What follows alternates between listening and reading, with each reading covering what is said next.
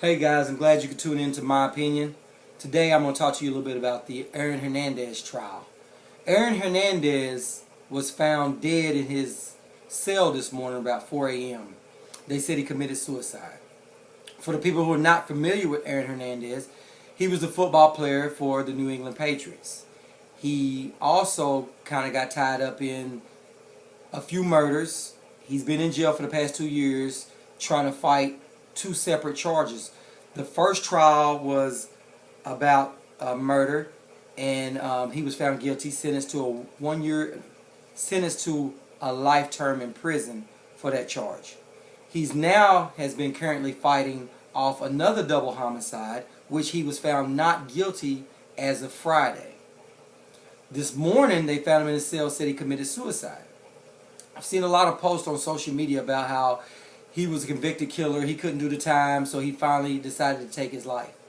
Now to me, it's funny how we've all been lied on, we've all been put out in the public where there's been a lot of things about us that we had to prove ourselves wrong. I'm a firm believer in proving innocent until proven guilty. But in this case, it seems like no matter what charge someone gets, half the country believes it's true. No matter if you go in there and you beat, you win in a court of law, the court of public opinion still has you guilty. So you can't please everyone. But let's get back to this.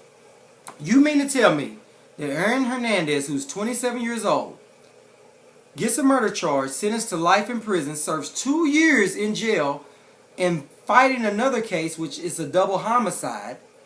Once he wins those two cases, all the jury members, it wasn't a hung jury there, all the jury members agreed that he was not guilty on Friday. So then on the following Wednesday, he decides to kill himself.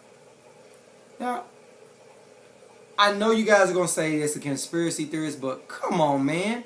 Why would Aaron Hernandez, who is rich and didn't kill himself 2 years ago when he faced that life sentence, didn't kill himself, go to court, wins a double homicide, which is going to help him out on his first case because they have already filed an appeal? It looks like he might be on his way out. And you mean to tell me this guy decides to go kill himself? It doesn't fit the profile. Now, if he had killed himself when he first got that life sentence and then those other two murders, I say, well, you know what? Maybe.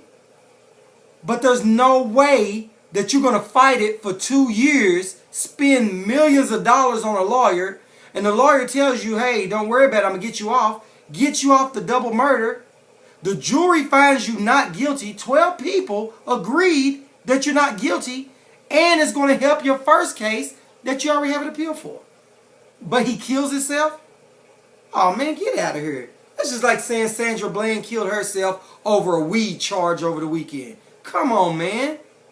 I mean, if you're one of those people that believe it, then that's on you. But to me, nah, I don't believe that. I don't.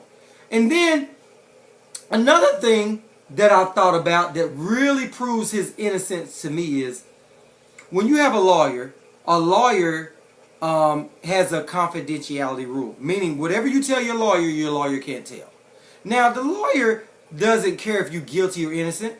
Their job is to get you off, like Mark Zimmerman. In my opinion, he was guilty, but the lawyer got him off. So in this case, whether the lawyer believes he's guilty or not, his job is to get him off.